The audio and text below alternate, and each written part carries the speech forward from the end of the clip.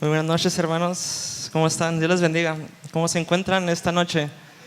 Amén, bendecidos, ¿verdad? Yo estoy muy feliz porque ya estamos de vuelta, gracias a Dios. Estuvimos fuera un fin de semana y nos la pasamos muy padre, ¿verdad? Tuvimos un tiempo de calidad, un tiempo en familia, conociendo nuevos lugares, paseando por el centro, descansando. Marla de shopping, ¿verdad? Yo pues come. Ya vengo más rellenito, hermanos. Ya ve que los viajes son para dos cosas. Uno, para conocer nuevos lugares. Y dos, para comer en todos lados, ¿verdad? Bueno, yo soy de los que viajan para comer, más que para conocer. No se crea, pero ya empezamos la dieta, ¿verdad? Hoy no sabía, hermanos, si agarrar algo en el Lobby Café pero bueno, en el Nueva Centro voy a tener que pedir mi ensalada de atún, ¿verdad? Pero no se crea, hermanos, es una alegría el poder estar de vuelta en casa para poder adorar a nuestro Dios, para orar juntos como iglesia, para convivir entre hermanos y estudiar su santa palabra. Y si tú nos visitas por primera vez, bueno, queremos darte la más cordial bienvenida y queremos que te sientas como en casa, que te sientas como en familia. Y qué bueno que viniste. Dios te bendiga, estás en casa. Y yo me siento muy contento, hermanos, y para mí es un privilegio y un placer el poder traer la palabra de Dios en esta bonita noche, razón por la cual, como siempre, le doy gracias a Dios primeramente y al pastor por hacernos partícipes de esta importante y hermosa tarea que es compartir la palabra de Dios. Así que vamos a continuar, hermanos, con nuestra serie de Hechos, ¿ok? Seguimos avanzando y vamos a estar el día de hoy, vamos a estar en Hechos capítulo 11, versos 19 en adelante. Verso 19 en adelante. Fíjate, ya estamos en el capítulo 11, vamos avanzando y lo que vamos a ver esta noche, hermanos, a través de estos versos es algo que nos afecta directamente a nosotros. ¿Por qué? Porque lo que está pasando en esta parte de la historia, hermanos, escucha, es de que el mensaje del evangelio, que en primera instancia, ¿verdad?, había sido recibido solamente por judíos, bueno, ahora va a ser compartido a gentiles directamente. O sea, todos los apóstoles, todos los primeros creyentes, todos los primeros discípulos, todos aquellos primeros que escucharon la buena noticia del evangelio, bueno, todos ellos eran judíos. Pero ahora vamos a ver cómo el evangelio se va a ir expandiendo y no solamente va a ser para las personas que son judías, sino que ahora también sería para los gentiles. ¿Y quiénes son los gentiles? Bueno, los gentiles básicamente son todos aquellos que no son judíos, ¿ok? Los samaritanos, los griegos, los romanos, los egipcios y así, ¿verdad? Hasta lo último de la tierra, y estamos incluidos todos nosotros, ¿verdad? Mexicanos, americanos, cubanos, argentinos, brasileños, etcétera, etcétera. Todos los que no son de la nación judía. Entonces, los versos que vamos a ver a continuación nos van a mostrar el nacimiento de la iglesia, fíjate, más importante gentil en esa época, que es la iglesia de Antioquía, ¿ok? Y Lucas aquí nos va a narrar esta nueva etapa, que es el nacimiento de la iglesia gentil. Y le quiero invitar, hermano, a que si a usted le gusta tomar notas, bueno, le animo a que me siga con su Biblia, que pueda hacer apuntes de todo lo que Dios quiere enseñarnos en esta noche. Recuerda que estamos estudiando la palabra de Dios, amén. Así que le pido que por favor me acompañe a orar para comenzar. Padre, te damos gracias, Señor, una vez más por la oportunidad que nos das de venir ante tu palabra, Señor, sabiendo que esta es viva y eficaz. En esta noche, Señor, nos ponemos en tus manos para que seas tú quien nos hable y nos ayude a entender lo que aquí tú nos quieres enseñar en tu palabra.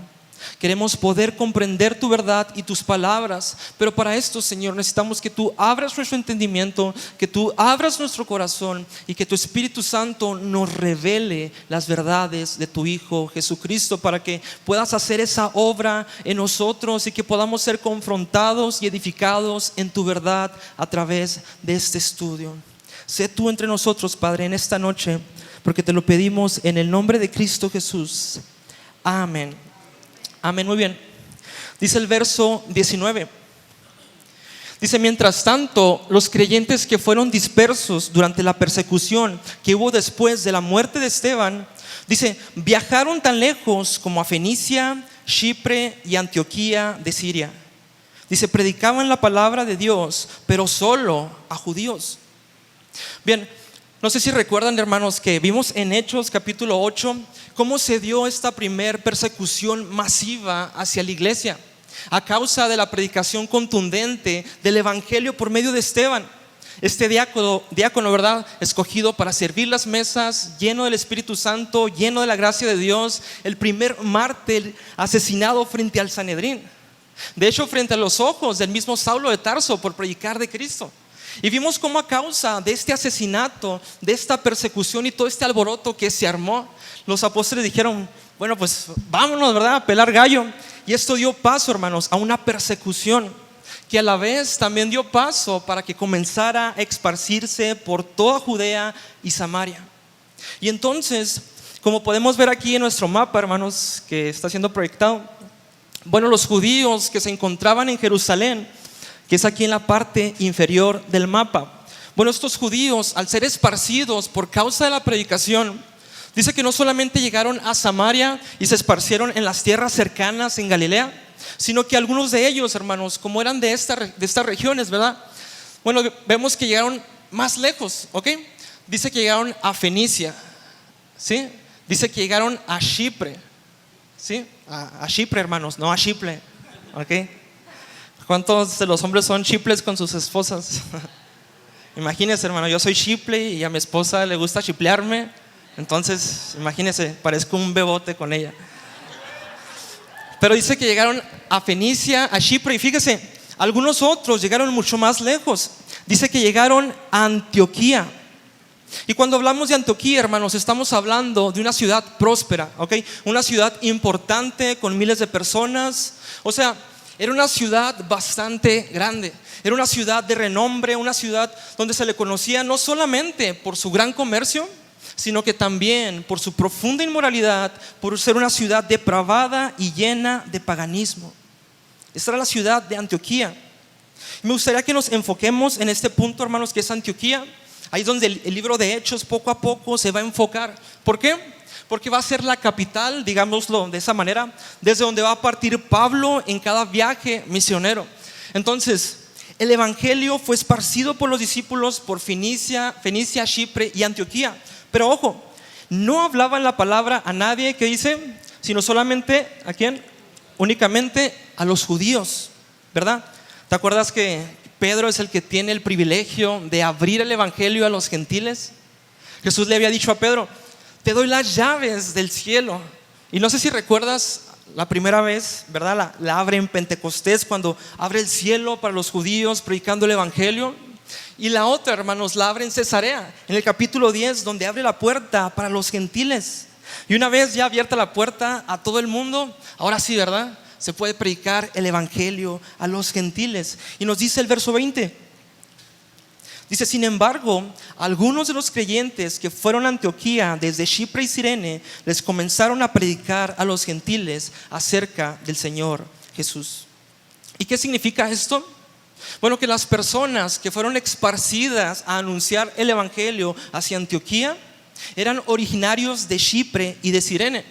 O sea, eran de esa región. ¿Me explico? O sea, eran judíos que habían sido convertidos al cristianismo y que ahora fueron a Antioquía y tomaron la radical decisión de hablarles también a los griegos y compartirles el evangelio. Acuérdate que hasta este momento, hermano, los judíos pensaban que el evangelio era únicamente y exclusivamente a los judíos. Pero ahora vemos que el evangelio se está extendiendo y que en Antioquía se atrevieron también a hablarle a los griegos acerca de las buenas nuevas de Cristo Jesús. Y escucha lo que pasa en el verso 21. Dice, el poder del Señor estaba con ellos y un gran número de estos gentiles creyó y se convirtió al Señor. Fíjate, aquí vemos dos cosas muy importantes. Dice que el poder del Señor estaba con ellos y que un gran número, dice, creyó y ¿qué? Y se convirtió. Estas dos cosas, ¿verdad? Creer y convertirse, hermanos, van de la mano. Creer nos habla acerca de depositar la fe, ¿ok? De depositar la confianza. Y convertirse habla de voltear algo, ¿ok? De cambiar algo. Es como cuando tú metes tu mano en un calcetín y lo sacas y lo volteas, ¿ok? Eso quiere decir convertirse. Es como cuando le estás ayudando a tu esposa, los hombres, a doblar la ropa, ¿verdad? A los hijos, a tu mamá, a doblar los calcetines.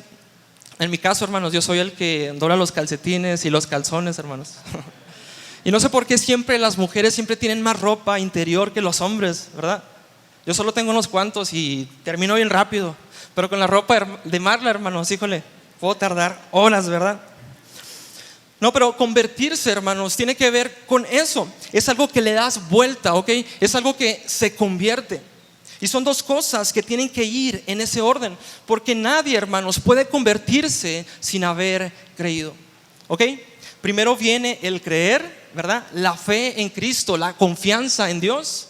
Y luego nuestra vida es convertida, ¿ok? Es transformada por el poder de Dios. Cuando era líder de jóvenes, hermano, recuerdo que en la anterior iglesia a la que asistía, me tocó escuchar a una mamá preocupada venía, ¿verdad? Y le decía al pastor: mire, pastor, le traigo a mi hijo para ver si usted puede hablar con él. Y yo pensaba así como por dentro, no, hombre, señora, si no la obedece usted, pues menos le va a hacer caso al pastor. Pero es que la mamá, hermanos, quería que el hijo se convirtiera antes de haber creído. Convertirse, hermanos, habla de un cambio de conducta, ¿verdad? Habla de un cambio de actividades, habla acerca de una manera externa, ¿ok?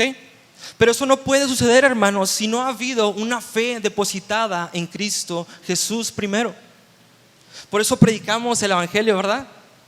No predicamos métodos de comportamiento.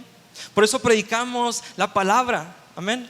No predicamos cómo ser exitosos. ¿Por qué? Porque cuando hayamos abrazado la palabra y el evangelio y a Cristo Jesús, entonces habrá comportamientos que van a cambiar.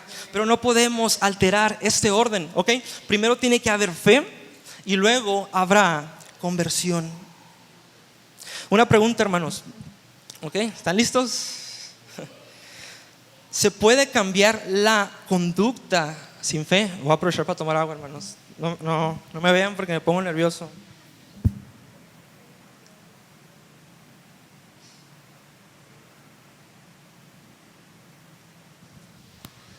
Ok, ¿se puede cambiar la conducta sin fe? ¿Cómo ven, hermanos? Dicen que sí, ¿verdad? Bueno, de que se puede, ¿verdad? Con electroshocks, con amenazas, ¿verdad? O con dinero, ¿verdad? ¿Sabes qué, hijo? Te voy a dar 100 pesos si te portas bien con tus hermanos. Tal vez se va a portar bien, ¿verdad? Pero su corazón va a estar endurecido. Solamente hay un cambio de conducta externa, porque la carne y la religión, hermanos, solo generan ese tipo de conducta hipócrita. Porque el corazón no ha sido movido. El corazón, hermanos, solo se mueve con la gracia de Dios. Amén. Entonces, el evangelio llega a esta región y estos gentiles en verdad creyeron y en verdad se convirtieron al Señor. Pero fíjate, hermano, esta primera iglesia gentil en Antioquía, yo creo que si la visitáramos, como que estaría medio rara. O sea, estaría medio chistosa. Y me imagino que sí, porque fíjate, son gentiles. Vienen, se arrepienten, pero tienen toda su vida viviendo de una manera. Por ponerlo de alguna manera más actual, ¿ok?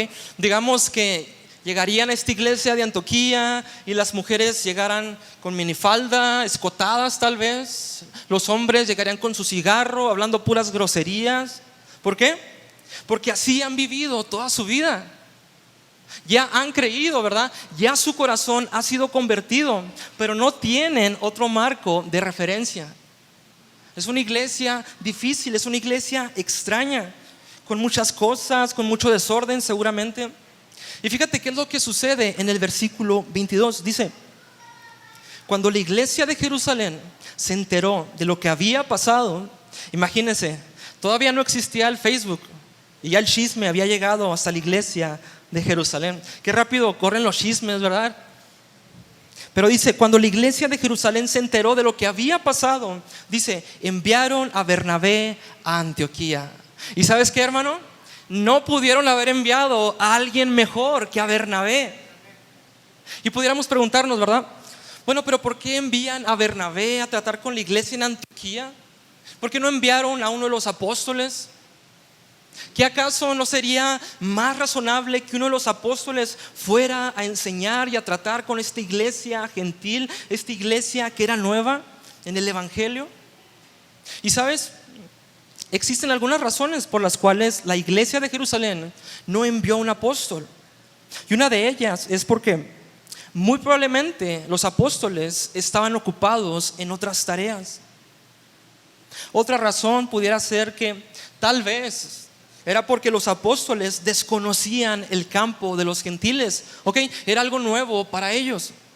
Y fíjate, es importante notar que el número de apóstoles que estuvieron cerca de Jesús, hermanos, eran básicamente galileos. O sea, ninguno de ellos tenía una profunda relación con el mundo gentil. De hecho, no sé si te acuerdas este sufrimiento que vive Pedro, ¿verdad? En Hechos 10, cómo él sufrió internamente para entrar a la casa de un gentil, específicamente la casa de Cornelio. Y vemos cómo le costó tanto que hasta Dios, ¿verdad?, le tuvo que poner toda una visión para tratar con él. Imagínate. Y es muy probable que los apóstoles dijeran: bueno, ¿saben qué? Enviemos a alguien que sí conozca de la causa, alguien que sí conozca la zona, alguien que sí sepa de su cultura, alguien que nos pueda informar mejor de lo que está pasando ahí. Y ¿sabes? Bernabé era el indicado para esa tarea. ¿Por qué? Porque él tenía el suficiente crecimiento y liderazgo espiritual para la obra. A Bernabé, hermanos, no le asustaba nada, ¿ok? ¿Recuerdas que es Bernabé quien introduce a Pablo en ese momento a la iglesia de Jerusalén? O sea, definitivamente tenía que ser Bernabé, el hijo de consolación, ¿ok? Él era un líder conocido y a él lo envían. Pero la razón más importante por la cual escogen a Bernabé es precisamente porque él era de esa región. O sea, él conocía la cultura, él conocía la civilización, él se podía, ¿verdad?, relacionarse mucho mejor con la gente de ese lugar. Entonces envían a Bernabé y le dicen: ¿sabes qué, Bernabé? Tú eres el elegido, ve a Antioquía a ver qué está sucediendo allí y luego nos informas a ver qué es lo que hay que hacer. Verso 23 dice: cuando él llegó y vio las evidencias de la gracia de Dios, dice, se alegró y animó a todos a hacerse el firme propósito de permanecer fieles al Señor. Y hermanos, lo digo honestamente y con vergüenza, pero es algo que Dios trabajó conmigo en su momento. Pero hermanos, si hubiera sido yo en vez de Bernabé el enviado a la iglesia de Antioquía, si yo hubiera llegado derechito, con la espada desenvainada, sin nada de gracia, ¿verdad?, con brazo de hierro a criticar y a juzgar a esta iglesia. Diría: ve la conducta de los hermanos, híjole, ve cómo se visten, ve la manera de la que hablan. ¿Por qué? Porque esa es mi naturaleza sin la gracia de Dios. Pero Bernabé, fíjate, él llega a la iglesia, hay todo un desorden, pero él dice: wow, puedo ver la gracia de Dios en este lugar que está rescatando y está salvando a estos hombres. Y sí, tienen que aprender a vestirse con decoro. Sí, tienen que aprender a dejar su manera pasada de vivir. Tienen que dejar la borrachera y las malas palabras, sí. Pero sabes, lo importante y lo fundamental es de que están conociendo el evangelio de Dios. Sabes, la religión, hermano, siempre produce esa frustración. ¿Viste? Vas a una iglesia y dices: híjole, como que no me gustó la alabanza. O híjole, como que los hermanos se visten medio raro aquí. Pero es una iglesia que está predicando el evangelio. ¿Qué más da si está desafinada, si se viste de una manera, si traen el cabello pintado, si traen tatuajes, si se ven medio raros? Hey, están alabando, cosa que antes no hacían. Antes la gente estaba en la cantina y ahora están en la iglesia alabando a Dios. Nuestra carne, hermanos, siempre quiere ver ese negrito en el arroz, ¿verdad? Bueno, Bernabé vio la gracia de Dios. Y sabes, la religión solo produce frustración, produce amargura. pero la gracia de Dios produce gozo. Bernabé vio la gracia de Dios y dice que se regocijó. Dicen que hay dos maneras de ver la gracia de Dios. Por ejemplo, si tu hijo está jugando en la cocina y de pronto se escucha así como que se rompe un plato. Bueno, tenemos dos maneras, ¿verdad?, de verlo. Uno, decir: ¿pero qué te pasa? ¿Que no ves que este plato es del Target? Están bien caros, son de colección. O dos, decir: wow, un plato menos que lavar para esta noche. Señor, gracias por aligerar nuestras cargas. En realidad es una ilustración graciosa, pero la gracia de Dios siempre produce gozo. Y ojo, hermanos, la gracia de Dios no es permisiva, ¿ok?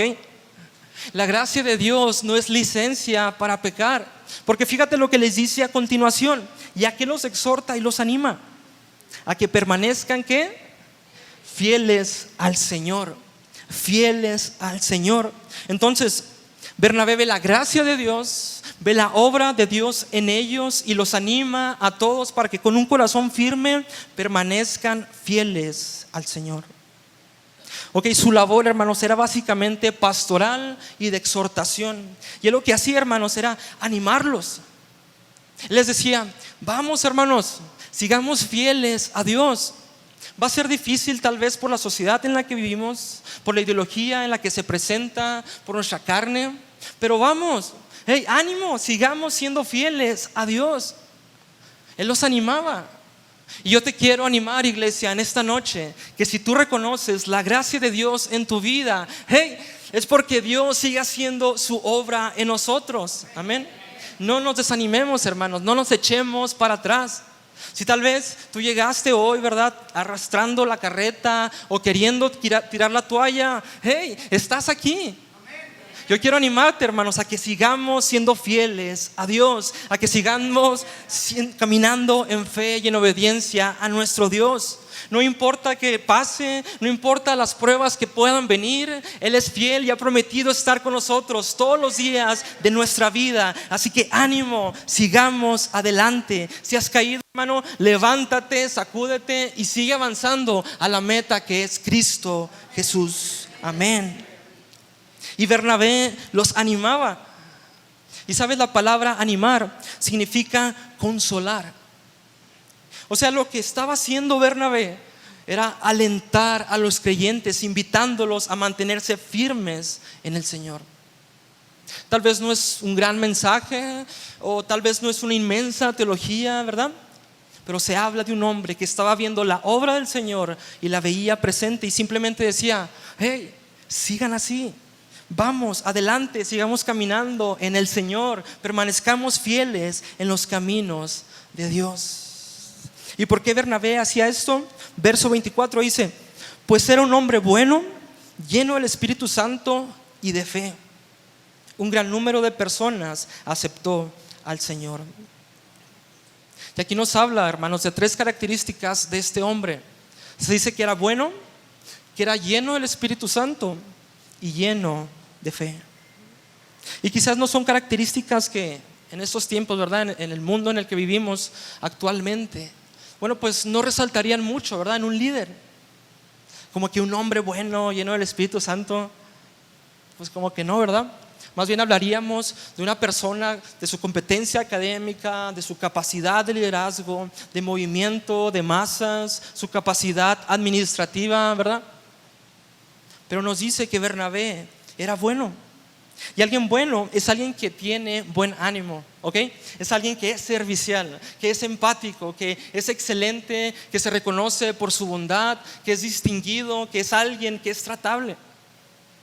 Lleno del Espíritu Santo nos habla simple y sencillamente de alguien que está rendido y que está sometido y que es controlado por Dios. Y alguien lleno de fe es alguien que cree en Dios conforme a su palabra. Bernabé era un hombre lleno de fe. Recordemos, hermanos, que Bernabé vio en Saulo lo que nadie pudo discernir en él. Entonces era un hombre de fe, era un hombre visionario, un hombre que veía lo que los demás no veían. Bernabé llega a Antioquía y encuentra un lugar donde la obra, hermanos, se está completando y es capaz de ver la gracia de Dios, donde tal vez nadie la vería y con la gente con que tal vez nadie pensaría. Y a causa de esto, ¿qué es lo que dice, hermanos? Un gran número de personas, ¿qué? Aceptó al Señor. ¡Wow! ¿Ya nos dimos cuenta, hermanos? Verso 25 dice: después partió Bernabé para Tarso en busca de Saulo. Y sabes, hermano, esto que hace Bernabé aquí está bien curioso. Fíjate, Bernabé está haciendo bien su trabajo, ¿ok? En Antioquía había liderazgo, había una gran iglesia, la gracia del Señor se estaba manifestando. Pero Bernabé, hermanos, toma una decisión muy extraña. Él sale de Antioquía y va y hace un viaje largo para buscar a Saulo. Ahora, esta búsqueda de Saulo, de acuerdo a lo que dice el pasaje, dice: después Bernabé siguió hasta Tarso para buscar a Saulo, y cuando lo encontró, o sea, lo que nos está diciendo el pasaje es de que Bernabé sabía que Saulo estaba pasando por Tarso, ¿verdad? Dice que él salió a buscarlo, porque dice que cuando lo encontró, nos está hablando de que lo estaba buscando.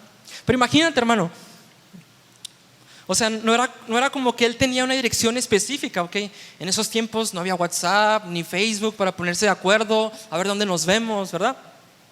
Sino que más bien era algo así como de que, ok, bueno, pues sé que Saulo está pasando por Tarso, pero voy a ir a traerlo acá, a ver si me lo topo, ¿verdad? A ver si me lo encuentro. Híjole, hermano, no sé qué estaría pensando Bernabé, pero muy seguramente fue dirigido por la voz de Dios o algo parecido, porque él decide ir a buscar a Saulo, a cual, fíjate, lo había visto por última vez entre 3 a 10 años antes. Imagínate. O sea, Bernabé no sabía exactamente dónde estaba Saulo.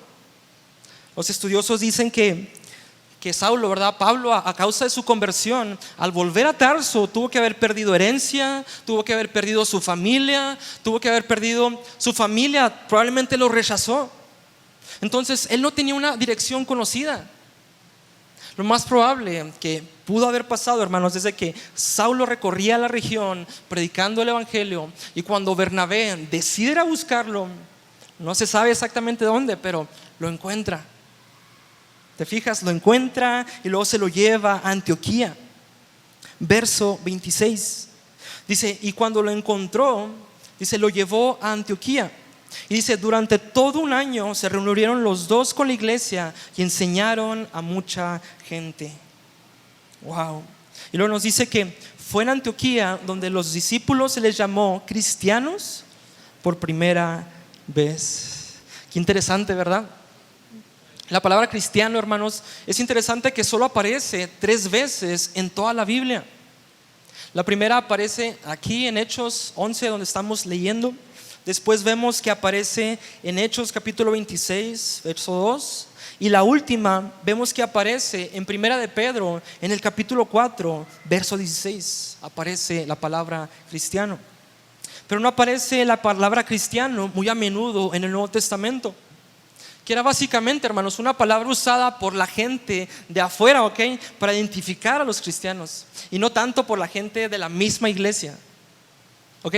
Sin embargo, hermanos, este término de cristianos vemos que encierra nuevamente la idea de testigo. ¿Por qué? Porque al decir, hermanos, que los discípulos de Jesús son cristianos, bueno, esto quiere decir que son pequeños Cristos, o que son de Cristo, ¿ok?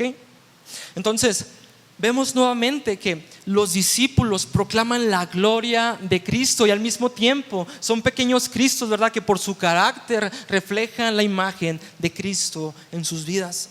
Por eso los identifican con el nombre de cristianos.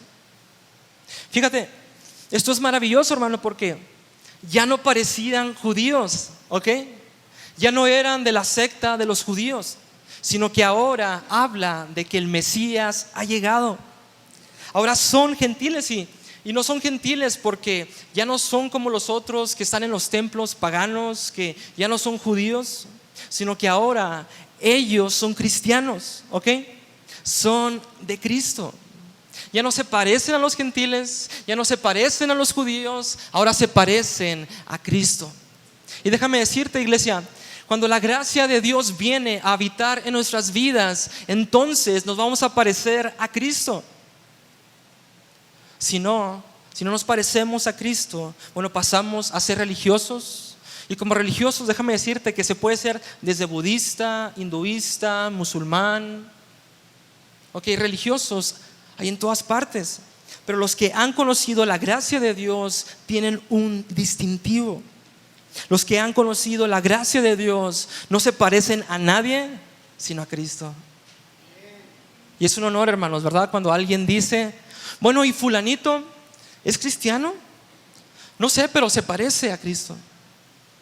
Es triste, ¿verdad? Cuando alguien te dice, caray, ¿a poco eres cristiano? Pues no se nota. Los actos religiosos, hermanos, no nos van a hacer parecer a Cristo. Cortarme el cabello, o la ropa que uso, o que tanto sé, o la manera de hablar, no nos hace parecer a Cristo, sino solo haber visto la gracia de Dios y haber experimentado su amor nos asemeja más a Él. Y entonces empiezan a ser llamados cristianos, porque no era solamente lo que hablaban, sino lo que vivían. Y hermanos, eso es básicamente la función del cristianismo, ¿okay? Que no solamente compartimos las enseñanzas de Cristo, sino que también vivimos las enseñanzas de Cristo. Amén. Verso 27. Por aquel tiempo, unos profetas bajaron de Jerusalén a Antioquía. Uno de ellos, llamado Ágabo, se puso de pie y predijo por medio del Espíritu Santo que iba a haber una gran hambre en todo el mundo, lo cual sucedió durante el reinado de Claudio. Verso 29 dice: entonces decidieron que cada uno de los discípulos, según los recursos de cada cual, enviaría ayuda a los hermanos que vivían en Judea. Verso 30 dice que así lo hicieron, mandando sus ofrendas a los ancianos por medio de Bernabé y de Saulo. Y hermanos, aquí Lucas, quien es el escritor del libro de los Hechos, aquí Lucas, no sé si notamos, pero como que nos da un salto en el tiempo, ¿ok? Porque Lucas, hermanos, no intenta darnos una historia cronológica de los acontecimientos de la iglesia, y ni siquiera todos los acontecimientos importantes de la iglesia, sino que solamente nos da algunos significativos. Ahora, no sé si recordamos, hermanos, que en Hechos capítulo 2, que cuando se funda la primera iglesia de Jerusalén, bueno, lo primero que se recuerda es la vida en común que tenían. Esa generosidad, ¿verdad? Ese desprendimiento, esa dádiva, ese bien, esa generosidad material de la iglesia. Ahora, con la iglesia de Antioquía sucede un fenómeno similar. Aunque la iglesia de Antioquía, hermanos, no repitió el mismo patrón de vida comunitaria que tenía Jerusalén, pero mantuvo el mismo principio de la generosidad y del desprendimiento material. Y qué interesante, hermanos, es que dice que cada uno de ellos daban según los recursos de cada quien tenía para ayudar a sus hermanos en Judea. O sea, hermanos, esta contribución, ¿verdad? No, pues era una contribución voluntaria, ¿ok? Organizada por los mismos discípulos. O sea, no fue algo organizado por las autoridades, ¿ok? No fue algo organizado por Bernabé o por Saulo, sino que fue algo que nació en el corazón de ellos mismos, como lo vemos en Hechos 2. ¿Ok? Ellos mismos son los que deciden contribuir para socorrer a los hermanos de Judea. Y ellos envían esta ayuda, ¿ok? A través de Bernabé y de Saulo, para que ellos se encargaran de entregarla. Y ya para terminar, hermanos, aquí vemos un nuevo término que aparece en el libro de los Hechos, que es la palabra ancianos. Recordemos que hasta ese entonces los que recibían todas las contribuciones y ofrendas, bueno, eran los apóstoles. Pero a partir de ahora aparece que los que van a recibir las ofrendas van a ser los ancianos. Las ofrendas no serían más entregadas a los apóstoles, sino que a los ancianos, que eran los nuevos responsables de las finanzas de la iglesia. Y más adelante veremos cómo los ancianos van a ir ocupando un lugar importante de liderazgo junto con los apóstoles, y años después los apóstoles desaparecerán de la escena de Jerusalén y los ancianos ejercerán el liderazgo oficial de la iglesia. O sea que el apostolado, hermanos, va a ir menguando. De manera que los que comenzarán a ocupar el liderazgo en la iglesia serían los ancianos. Y cuando decimos ancianos, hermanos, no tiene nada que ver con que sean ancianos, ¿verdad? Viejitos, con su bastón, llenos de canas, sus lentes, que imagino que es lo primero que pensamos, ¿verdad? Cuando escuchamos la palabra ancianos. Sino que los ancianos en el Nuevo Testamento, bueno, serían líderes y ministros espirituales, ¿ok? Serían aquellos que poseían la autoridad para tomar decisiones importantes en la iglesia. Y bueno, hermanos, hemos llegado al final de nuestro estudio. Así que acompáñenme a orar para darle gracias a Dios. Padre, te damos gracias porque podemos estudiar tu palabra, Señor, y podemos ver la historia de tu iglesia, Padre, y con ello ver nuestra historia también. Gracias, Señor, porque al igual que la primera iglesia de Antioquía, nosotros también podemos ver tu mano de gracia, tu mano de bondad que nos sostiene, que no merecíamos, pero que en tu gracia nos has hecho tus hijos y nos has hecho tu familia. Ayúdanos, Padre, a responder en amor hacia ti, por la gracia, Señor, que hemos recibido, Padre. No queremos actuar de manera religiosa, no queremos actuar de una manera hipócrita, sino que queremos con nuestro corazón ser fieles a ti. Que tu gracia, Señor, que es la que nos salvó el día de hoy, Señor, una vez más nos sostenga y nos regrese al punto de partida, Señor. Queremos vivir vidas que sean dignas del llamado de ser cristianos. Queremos reflejar tu gloria, Señor. Queremos reflejar tu carácter para que más personas puedan verte a ti a través de nuestras vidas. Úsanos, Señor. Queremos ser instrumentos tuyos para proclamar tu palabra, para vivir tu palabra y enseñar tu palabra, Señor. Ayúdanos a vivir cada día en gozo y en unidad, con profunda gratitud en nuestros corazones, Señor. Y que como iglesia nos podamos deleitar en ti y en la comunión como hermanos, Señor, glorificando tu nombre y aprendiendo de tu santa palabra. Recibe la gloria, Padre, porque te lo pedimos en el nombre de Cristo Jesús. Amén. Amén.